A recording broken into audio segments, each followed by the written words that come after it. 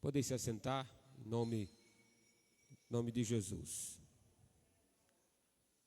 Meus irmãos, a temática que estão trabalhando hoje, quem já foi comprado não se vende, e o texto que eles estão usando por base é esse de 1 Coríntios 6-20, porque fostes comprado por um bom preço. E com base, já que esse versículo em 1 Coríntios é uma conclusão de uma construção de uma ideia, Paulo está concluindo um raciocínio acerca da doutrina do corpo, e nada melhor então do que aprender com Paulo, né? O que Paulo ensinou àquela igreja de Corinto, o que aquele pessoal estava enfrentando, o que a igreja do Senhor estava passando, para ele fazer essa declaração tão extraordinária de que se nós fomos comprados por Jesus por bom preço, nós devemos viver da maneira que o glorifique, que o agrade e que o exalte. Eu acredito que a sentença, a ideia completa de que nós somos comprados por Jesus, não há dúvida disso, né?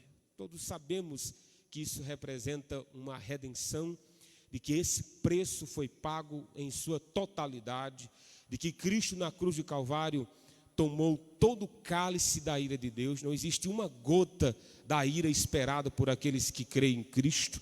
Nós entendemos que a redenção ela foi total, e quando é total é por completo. Nós entendemos que os frutos dessa redenção que nós somos comprados produz em nós a certeza de vida eterna. Nós pisamos em uma doutrina convicta que é a salvação eterna do crente genuíno. Nós sabemos disso. O ponto aqui desse capítulo, especificamente de 1 Coríntios, é: enquanto eu não chego no céu, enquanto essa salvação não é completa em mim, onde nós conhecemos que é a plenitude do Espírito, que só se dará quando chegarmos ao céu, enquanto eu não chego lá, o que eu tenho que fazer com o meu corpo? O que eu devo fazer como cristão? Quais são as verdades que devem permear, que devem me guiar como cristão que sou? Já que eu fui comprado para alguém. Como eu evidencio que fui comprado por esse alguém?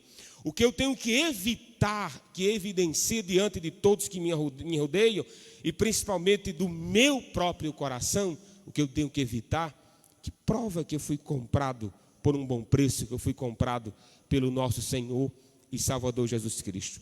O apóstolo Paulo, ele enfrentava uma série de problemas em Corinto. Sem dúvida, vocês devem estar familiarizados com os problemas da igreja. Mas desse capítulo 6, especificamente do 12 ao 20, Paulo ele vai tentar doutrinar os irmãos de que se eu fui comprado por Jesus, a compra ela foi total. Parece simples, né? Mas não é. Quando a Bíblia diz que eu fui comprado por completo, quer dizer que o meu corpo pertence a Cristo, a minha alma pertence a Cristo e o meu espírito pertence a Cristo. Toda a nossa essência, todo o nosso ser é único e exclusivamente de Cristo. Quando Paulo ensinou essas verdades àqueles irmãos, quando Paulo começou a dizer que o meu corpo é de Cristo, que a minha vida deve glorificar a Deus, aí na cidade de Corinto, entre os irmãos, levantou-se a seguinte ideia: mas Paulo, a matéria, como pensavam os gregos, né? A matéria não é má, ela não é intrinsecamente má, e o espírito é em essência bom. E então os gregos pensavam de que não importa o que você faça com o seu corpo, nunca afetará seu espírito. São duas partes distintas. E tem mais, os gregos chegavam a dizer de que o corpo era uma prisão para o espírito, era uma prisão ruim. Então se o que você fizesse com o seu corpo, pouco importa, o importante é o espírito. Era assim que pensavam alguns irmãos em Corinto, de que não havia unidade de salvação. Na cruz, Cristo salvou unicamente o meu espírito. E você vai ouvir essa história, é comum, né? Esse pensamento. Que pensamento? Deus, ele quer o seu coração. Parece que Deus é açougueiro, né? Deus, ele só quer o seu coração. Não, meu filho, é seu coração, é seus rins, é seu pulmão, é tudo. você em sua totalidade foi comprado por Jesus. E por isso que, já que eu fui comprado em sua totalidade, eu tenho responsabilidades com esse corpo. Eu tenho uma forma de viver que glorifica a Deus. Vejamos essa passagem, se você puder deixar a sua Bíblia aberta. Se você puder deixar a sua Bíblia aberta, vamos acompanhar aqui o raciocínio de Paulo para essa conclusão do versículo 20, que agora nós podemos glorificar a Deus. Do versículo 12 e 13, que lemos aqui de 1 Coríntios 6, Paulo vai dizer que o meu corpo é para serviço do Senhor. Vejamos as ideias que estavam lá. O início de cada versículo, Paulo apresenta como pensavam os coríntios e como o cristão deve pensar. Ele conclui no final de cada versículo. Ele diz aí, esse versículo é clássico, né? Todas as coisas me são lícitas. Meus irmãos, nós não fazemos ideia do peso que essa palavra tem. Nós nunca fomos judeus. Nós não sabemos o que é uma dieta com base em um cardápio quase que infinito do que você pode ou não pode comer. E tem mais, e isso tem implicações de sua vida. Nós não fazemos ideia do que era o peso do judaísmo quanto às leis de dieta, quanto às leis cerimoniais, quanto às leis de sacrifício. Nós não fazemos ideia do que é isso. Então, quando você escuta a frase, todas as coisas me são lícitas, a gente diz, claro que eu sei que em Cristo eu sou livre de todas as coisas, claro que eu sei disso, mas para os novos convertidos, mas para um judeu recém-convertido, essa frase causava espanto. Mas é verdade, irmãos, não existe mais uma dieta regrada que influencie sua alma. O comer carne de porco para o judeu era algo impensável, porque estava restrito a uma santidade para o povo de Israel. Existia um calendário de festas que deviam ser cumpridas a cada 50 dias. E em Cristo, todas as cerimônias, todos os cardápios, todos os sacrifícios foram abolidos. E agora Paulo diz para aquela igreja, todas as coisas me são lícitas. Meus irmãos, isso são as bênçãos daqueles que foram comprados por Jesus. Todas as coisas são lícitas. O povo mais feliz da terra devia ser os cristãos. Pela liberdade que Jesus Cristo deu a eles. O povo mais feliz da terra deveria ser nós. E os coríntios entenderam isso. Oh, rapaz, Jesus me libertou, rapaz, das garras do paganismo. Ele me libertou de um calendário. Ele me libertou de uma certa dieta. Aí eles foram para o extremo. Em vez de eles usufruírem da liberdade cristã, eles entraram para uma libertinagem cristã. Qual a diferença de liberdade e libertinagem? Liberdade é usufruir todas as bênçãos que você tem em Cristo, aonde o nome dele é exaltado. Libertinagem é você enganar a si mesmo com a falsa liberdade de pecar, porque tudo foi pago. Eu já não estou salvo. Eu já não tenho certeza da minha vida eterna. Eu não já fui comprado por um bom preço. Não já foi pago. Jesus não disse na cruz, está consumado. Agora pronto, agora eu posso viver da maneira que bem quero. Por quê? Porque todas as coisas me são lícitas. Era assim que pensavam os coríntios. Aí Paulo diz, é verdade, querido, que todas as coisas me são lícitas, mas nem todas as coisas me convêm. A liberdade que Cristo nos trouxe não foi para pularmos para outra escravidão. Já pensou? Você foi livre do poder do pecado, agora eu vou me viciar na pornografia. Eu fui livre do pecado, agora eu vou me viciar no adultério. Agora eu vou ter uma vida de promiscuidade, porque eu sou livre. Não se engane. A liberdade que Cristo trouxe foi para que você o sirva, e não para você servir a você mesmo. Você saiu de um senhorio satânico, mau e perverso, para um senhorio reto, justo e bom. Foi comprado? Foi comprado. Se você foi comprado, logo você tem um dono. Não se esqueça disso. Então Paulo diz, olhem, todas as coisas me são lícitas, mas eu não me deixarei dominar por nenhuma delas. Os coríntios diziam, em Cristo eu posso cometer qualquer pecado, porque onde abundou o pecado, superabundou a graça. Paulo diz, alto lá. Alto lá. O versículo é bonito, né? Onde abundou o pecado, superabundou a graça. Versículo 1 de Romanos capítulo 6.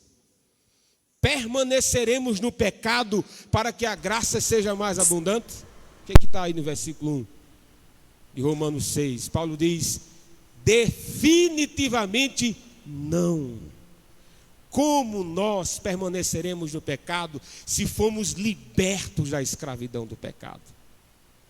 O viver santo, meus irmãos, é para aqueles que foram comprados. A verdadeira liberdade está naqueles que foram comprados pelo precioso sangue. Eu não sou mais dominado pelos meus desejos. Antes, você era escravo deles. A máxima era essa, em Cristo tem toda liberdade. Aí Paulo diz, é verdade, querido, mas nem toda liberdade convém. Paulo continua o raciocínio, tá? Aí no versículo 13. Paulo diz, os alimentos são para o estômago, e o estômago para os alimentos. Eu posso comer o que bem entender. Louvado seja o meu ventre, meu alimento, o desejo que tenho. Aí Paulo diz, olha meu querido, entenda aqui uma coisa. Versículo 13, mas Deus destruirá tanto este como aquele. E ele continua dizendo, porém o corpo não é para a impureza, mas para o Senhor, e o Senhor para o corpo. Nós sempre entendemos a seguinte ideia: no dia que eu entreguei minha vida a Jesus, eu sou exclusivamente dele. Não é a ideia comum do primeiro passo, quando a gente entrega a vida a Cristo. Agora eu sou de Cristo. Agora eu tenho um dono, e a ideia está correta, mas ela não está completa. A ideia aqui, ela é uma mão dupla, ela vai e volta. Como? Paulo diz, é verdade que agora o seu corpo pertence a Cristo, mas é verdade que Cristo também pertence a você. Não é o que Paulo está dizendo aqui? Paulo diz, é verdade que o corpo não é para a impureza, porque para o Senhor é o seu corpo, e o seu corpo para o Senhor. Não é interessante? Paulo está dizendo que há uma dignidade em nosso corpo, e em nenhuma outra área da humanidade você vai encontrar isso, de que Cristo agora é Senhor em sua vida, porque Ele está dentro de você. Glória a Deus. Havia uma ideia profana de que agora eu posso praticar os pecados que eu quiser praticar, agora eu posso conhecer a imoralidade que quiser, e Paulo diz, não, querido. É o contrário, você foi livre dessa imoralidade, agora o seu Senhor está em você, então deleite-se nele. Paulo está dizendo, o sentido é o contrário, que conversa é essa que eu já estou comprado e agora vivo do jeito que quiser? Não se engane. Deus há de destruir esse corpo, Deus há de destruir os alimentos, há coisas perecíveis em nosso meio. Tudo que você está vendo agora, um dia há de se acabar. Quem destruirá isso é Deus. O raciocínio de Paulo é, tenha um olhar transcendente. Os prazeres da carne um dia hão de se acabar. O nosso corpo um dia vai desaparecer. Aí Paulo diz, mas calma. Deus vai ressuscitar esse corpo. E os desejos que você tem quanto ao alimento e quanto às áreas sexuais, elas não serão mais necessárias. Mas o nosso desejo de ter Jesus Cristo nunca irá se acabar. Paulo está dizendo, olhe para os desejos transcendentes. O desejo de comer um dia passa. Os desejos sexuais também passam. Mas o desejo de amar a Cristo durará para sempre. Mas o desejo que temos nesse corpo agora corruptível, esse corpo tem desejo por Deus, ama a presença de Deus. Aí Paulo diz, pois olhe para esse desejo e saiba que ele nunca irá se acabar. O desejo de amar a Deus, o desejo da presença de Deus, ele vai durar para sempre. Por isso que quando você ama as coisas desse mundo, você está com a visão limitada da grandeza da ressurreição. Pastor, eu fui comprado. Foi, querido, você foi comprado. Então fuja da imoralidade. Não viva uma vida que não agrade a Deus, porque tudo isso passa e haverá uma ressurreição. Paulo continua o raciocínio. Acompanhe comigo aí o versículo 14. Ele diz, olhe, Deus ressuscitou o Senhor e também nos ressuscitará a nós pelo seu poder. A ideia permanece a mesma. Paulo está dizendo, glória a Deus, irmão. Esses desejos vão passar do alimento, sexuais, e nós seremos ressuscitados e estaremos com o Senhor para sempre. Então você foi comprado para Deus. Então viva para Deus. Viva como se você fosse comprado. E tem mais, comprado por um alto preço. Paulo continua o raciocínio. Observe que a pessoa que surge nos versículos iniciais é Senhor. A Trindade está presente na doutrina do corpo. Ele diz aí no versículo 15. Primeiro, eu tenho que entender que meu corpo é para servir ao Senhor. Segundo, é entender de que o meu corpo há de ressuscitar e esse dia se dará para ser exclusivamente de Cristo nos céus. Terceiro, nesse momento, no dia que você entregou a vida a Cristo, Cristo é o seu Senhor. Acompanhe comigo o versículo 15 em diante. Paulo diz, olhe, não sabeis que os vossos corpos são membros de Cristo? E eu, porventura, tomaria os membros de Cristo e os faria... Eu tomaria os membros de Cristo e os faria membros de meretrizes? Absolutamente não. Paulo dá uma ideia aqui, nunca antes dita. Nunca antes dita. Eu vou dizer uma palavra, deixa eu simplificar para não piorar aqui. É a união que todo cristão tem com Cristo. É uma união extraordinária, inexplicável. Mas essa união é tamanha que onde você vai, Cristo vai. É interessante isso. Aí Paulo diz, agora você é membro do corpo de Cristo. Cristo é a cabeça da igreja. Acompanhe comigo o raciocínio. Aí Paulo diz, agora você foi comprado, agora você tem um Senhor, agora Ele mora dentro de você. Aí Paulo diz, posso eu pegar esse meu membro, que é o meu corpo, e deitar com as meretrizes, levando Cristo comigo?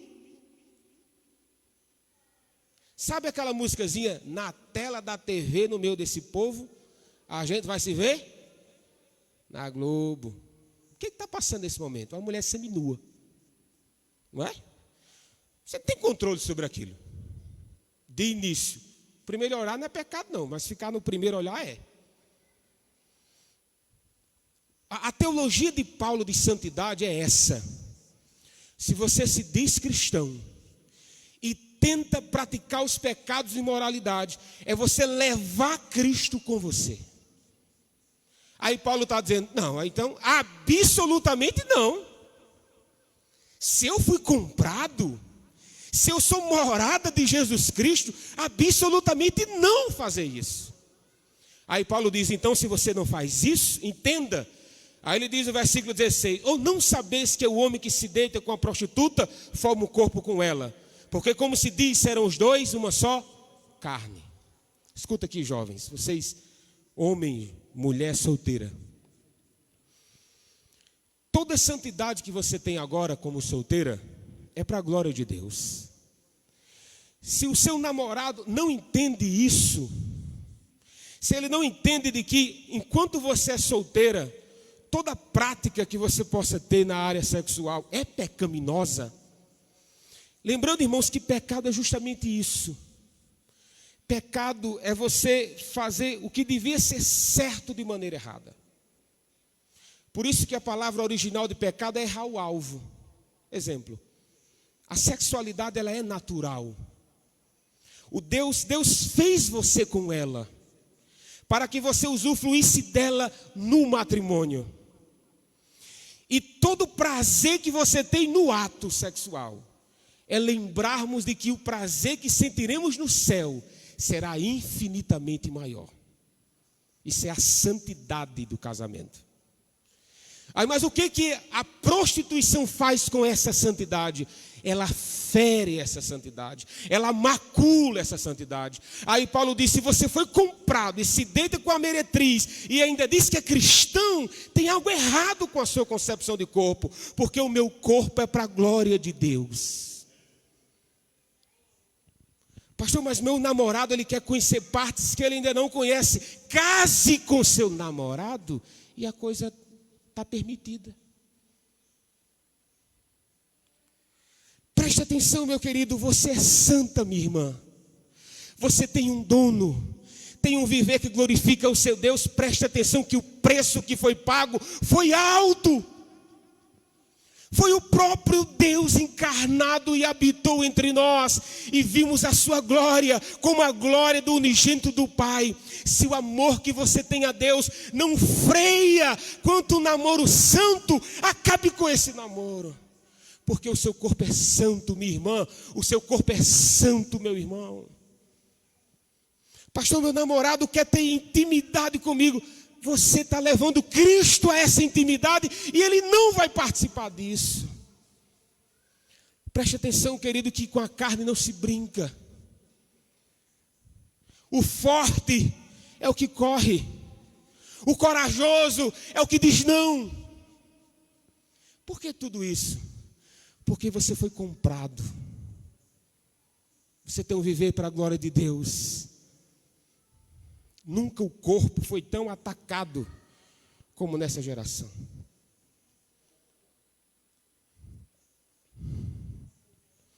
Vou abrir um parênteses aqui. Existe um pensamento, é um pensamento só, viu? Não é ciência, não. Se você nasceu homem, mas na sua cabeça você é mulher, então você é mulher. Se você nasceu mulher, mas na sua cabeça você é homem, então você é homem. Paulo resolve essa desgraça. Paulo diz: não, senhor. Tudo que eu tenho no meu corpo, biologicamente falando, é aquilo que Deus quer para mim. Você nasceu como homem, é como o homem que Deus quer que você viva. Você nasceu como uma mulher, então é como uma mulher que Deus quer que você viva. Eu quero ser sincero, se tiver algum homossexual me ouvindo, ou alguém entre nós com desejos homossexuais. Eu acredito que você tem desejos por pessoas do mesmo sexo que você. Eu acredito. Eu acredito que você talvez nem domínio sobre esse desejo você tenha. Mas preste atenção. É Cristo que nos dá poder sobre o pecado e não você mesmo. Enquanto você lutar contra os desejos homossexuais que você tem sozinho, você nunca vencerá. Isso vale para um casal hétero de jovens. O desejo de consumar o ato não é pecado. Mas a partir do momento que você alimenta e não cuida daquilo que Deus comprou por bom preço, passa a ser. O desejo homossexual, ele já é pecaminoso porque já contrapõe a natureza que Deus o fez. Então toda confusão mental que se propaga hoje nas mídias, nada mais é do que confusão mental. Nas escrituras está muito bem resolvido. Você é homem, comporte-se como tal. Eu sou casado. Você acha que a única mulher que me atrai é a minha esposa? Você acha que eu sou menino para dar uma afirmação dessa? Mas a única mulher que eu amo é a minha esposa. A minha fidelidade à minha esposa não é apenas uma questão de atração por ela que eu sinto, mas é uma questão de honrar a Deus com o matrimônio que Ele me deu. Então, jovem, tudo que você faz como solteiro é para você glorificar a Deus. E tudo que você faz como casado é para glorificar a Deus também. Fuja. Quer ser corajoso? Fuja. Aí Paulo diz: mas aquele que se une ao Senhor é um espírito com Ele. Versículo 18, Paulo diz: fuja da impureza. Qualquer outro pecado que uma pessoa comete é fora do corpo, mas aquele que pratica a imoralidade peca contra o próprio corpo. Chegando ao raciocínio final do apóstolo Paulo, ele diz aí no versículo 19: acaso não sabeis que o vosso corpo é santuário do Espírito Santo que está em vós, o qual tendes da parte de Deus e que não sois de vós mesmo? Meu querido, você não manda mais em você mesmo, glória a Deus. Paulo diz, além do Espírito Santo fazer morada dentro de você, aí ele diz, agora ele manda em você. Ô pastor, eu estou sentindo que a minha carne está fraca. Alimente, querido, o seu espírito, que ela há de sucumbir. Vem para culto, rapaz. Leia a Bíblia, rapaz. Seja amigo de crente, rapaz. Aproxime-se do seu pastor, rapaz. Envolva-se com as coisas de Deus. Isso é morada do Espírito Santo. Pastor, por que eu estou sentindo que a minha carne está tão fraca? Quando você abre a Bíblia, sai uma saraça de dentro e você quer ser forte. Cheio de poeira, as aranhas tomam de conta da sua Bíblia. Você já passou asma para sua mãe, que quando ela bate na Bíblia, a poeira come de irmão. Aí quer ser forte. Irmãos, o que eu estou pregando aqui é beabá, meus irmãos. Não estou trazendo nenhuma novidade, não. É o evangelho simples e puro. Paulo conclui dizendo o seguinte, eu também concluo. Porque fostes comprado por bom preço. Agora, pois, glorificai a Deus no vosso corpo. Se esse namoro não está santificando o seu corpo, acabe. Se essa amizade não está santificando o seu corpo, acabe. Porque todas as coisas me são lícitas, mas nem todas as coisas me convêm. Ou você vive, meu amado, para a glória de Deus agora, ou você está evidenciando que não foi comprado. Isso mostra duas aplicações práticas para nós, diante do que foi exposto. Primeira verdade, a libertinagem é uma obra de Satanás. Essa conversazinha de que o amor é tudo, o amor vale tudo, isso é mentira do diabo. Quem ensinou sobre a condenação eterna foi o próprio amor encarnado, chamado Jesus. Foi ele que ensinou isso. Você acha que tem alguém que ama mais a humanidade do que Jesus? E foi ele que falou que existe condenação eterna. Não se enganem. Nem todas as formas de amor é legítimo, segundo a palavra de Deus. Então a libertinagem é uma obra da carne, incentivada por Satanás. Por último, a última aplicação, a santidade é uma marca clara de quem foi comprado. Seja santo. Eu não estou dizendo que é fácil. Estou dizendo, aqui é uma guerra espiritual, né? Mas eu estou dizendo que é necessário. E que Deus vai dar forças a você para viver uma maneira que glorifique a Ele. E que Deus abençoe sua vida, em nome de Jesus.